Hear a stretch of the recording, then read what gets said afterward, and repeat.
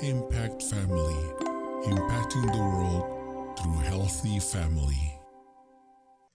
Shalom saudara-saudara, selamat berjumpa dalam Impact Family. Bahagia sekali saya dapat berjumpa dengan saudara, apalagi kalau keluarga-keluarga berkumpul dan merenungkan firman Tuhan. Karena firman Tuhan ini selalu memberikan supaya kehidupan kita lebih baik, supaya kita dapat memuliakan Tuhan, supaya kita dapat memancarkan kemuliaan Tuhan melalui kehidupan kita berkeluarga. Saudara, nasihat Paulus selanjutnya dalam 1 Korintus pasal 7 ayat 1 sampai 3.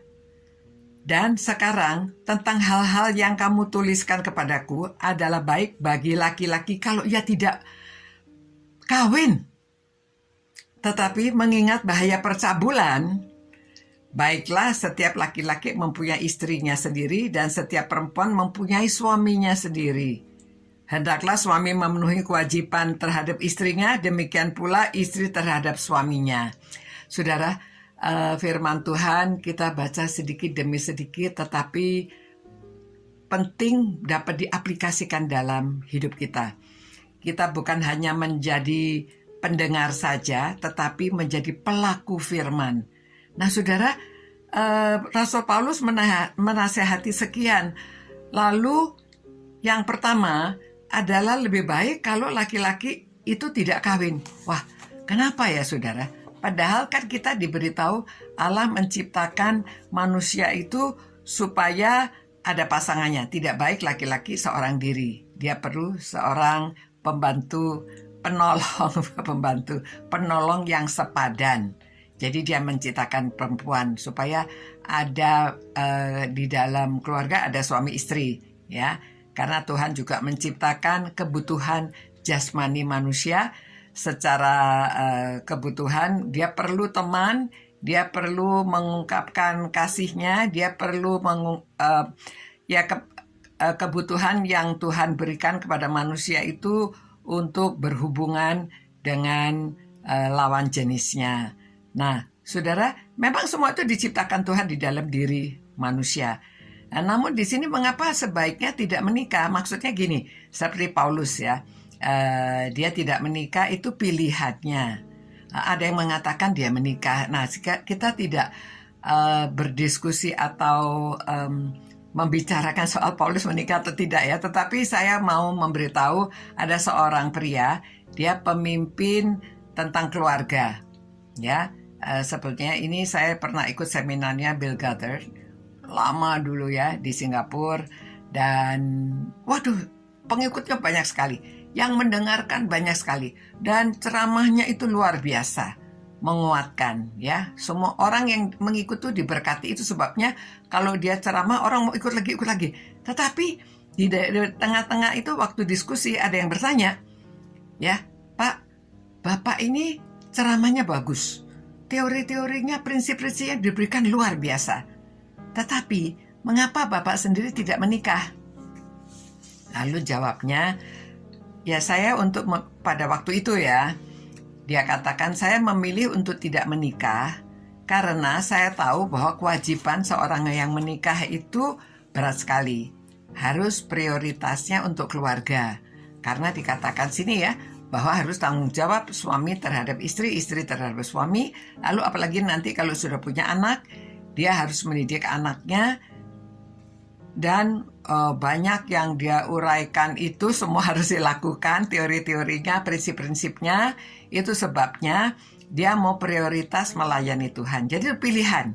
Dia memilih saat itu masih membujang supaya waktunya banyak untuk, ya dia bikin teori-teori, dia bikin buku-buku. Aduh saudara, bagus-bagus semuanya. Dan banyak orang mengikuti teori-teorinya itu, prinsip-prinsipnya, sehingga kehidupan itu memang lebih baik, ya. Nah itu sebabnya kalau mau menikah mereka harus tahu. Jadi kalau orang-orang yang mau menikah harus mempersiapkan diri, harus konseling. Jadi bukan untuk menikah ya kalau cocok, kalau nggak cocok nanti boleh pisah lagi, nggak bisa. Jadi kalau mau menikah yaitu tujuannya adalah untuk selama hidup ini, selama kita hidup di dunia. Kalau sudah pilih pasangan, ya latihan. Karena tujuannya sudah saya bacakan ya. Ada saya pernah ikut juga seminarnya dari Rick Warren. Dia juga memberikan 7 alasan mengapa Allah menciptakan pernikahan. Nanti kita selama beberapa minggu ini kita membahas satu persatu. Dia katakan 6 reasons God created marriage. Tuhan memberikan pernikahan itu. Ada 6 alasan. 1, untuk koneksi antara pria dan wanita. Ya. Yang kedua, untuk multiplikasi bangsa-bangsa. Ya. Yang ketiga, untuk proteksi anak. Ya. Jadi untuk memproteksi anak. Yang keempat, untuk menyempurnakan karakter kita. Yang kelima, untuk konstruksi satu masyarakat, ya, untuk membentuk masyarakat. Yang keenam, untuk merefleksikan, ya, kesatuan antara kita dengan Kristus, di dalam Kristus. Jadi refleksi untuk for the reflection of the union in Christ, ya.